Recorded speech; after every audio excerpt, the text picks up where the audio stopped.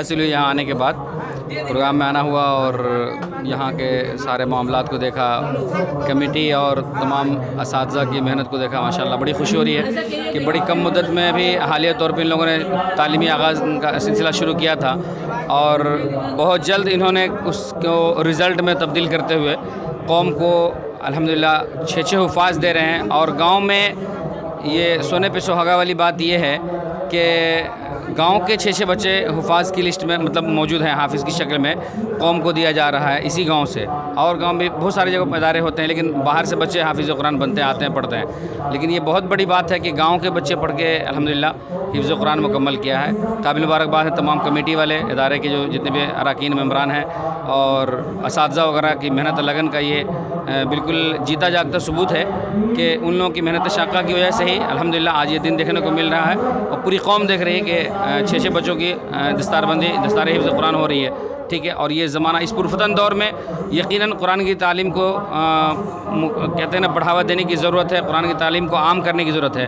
ایسے ماحول میں حافظ قرآن بننا یہ یقیناً پوری قوم کے لیے فخر کی بات ہے۔ آج مدحت کانفرنس کا آغاز ہوا گنگٹی گاؤں میں اور باہر سے مقرر لوگ آئے جو اپنی بات گفتگو کیے، بہت اچھے سے لوگوں کو سمجھائے جو ہمارا معاشرہ ہے، ہمارا جو معاشرے میں ہم لوگ کو رہنا چاہیے اس حساب سے انہوں نے سمجھایا لوگوں کو۔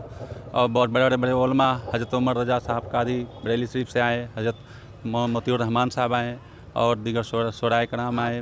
گاؤں کے 6 بچے حفظ قرآن کیا کہنا چاہیں گے؟ جی بہت خوشی کی بات ہے کہ ہمارے یہاں سے پہلی بار 6 بچہ ہمارے گاؤں سے اس مدرسہ سے نکلے ہیں، اس پہ ہم لوگ کو بہت خوشی ہے اور ہم آگے بھی ہم لوگ اس کے لیے موٹیویٹ کر رہے ہیں کہ زیادہ سے زیادہ بچے ہمارے یہاں مدرسہ سے اسکول سے کامیاب ہو کے نکلے۔ جی السلام علیکم۔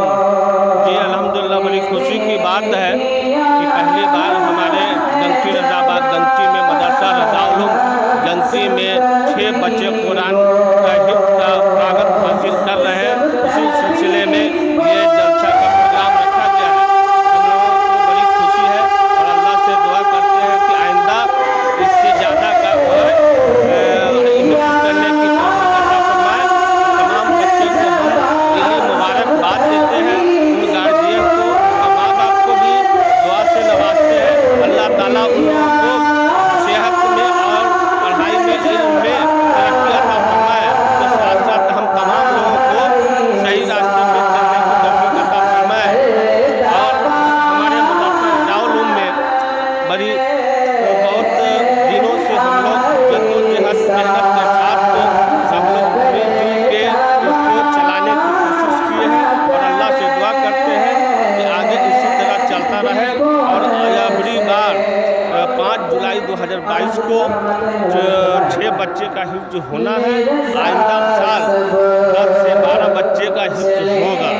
اسی کے ساتھ میں اپنی بات ختم کرتا ہوں۔ خدا حافظ۔ جی اللہ کا شکر و احسان ہے کہ اللہ تبارک و تعالیٰ نے یہ دن میسر فرمایا ہے، کیونکہ یہ ایک نئی تاریخ رچی گئی ہے۔ آج سے تقریباً 50 سال قبل اس مدرسے کا افتتاح ہوا تھا، لیکن ابھی تک کبھی دستار بندی یا حفظ قرآن کی پڑھائی نہیں ہوئی یہاں۔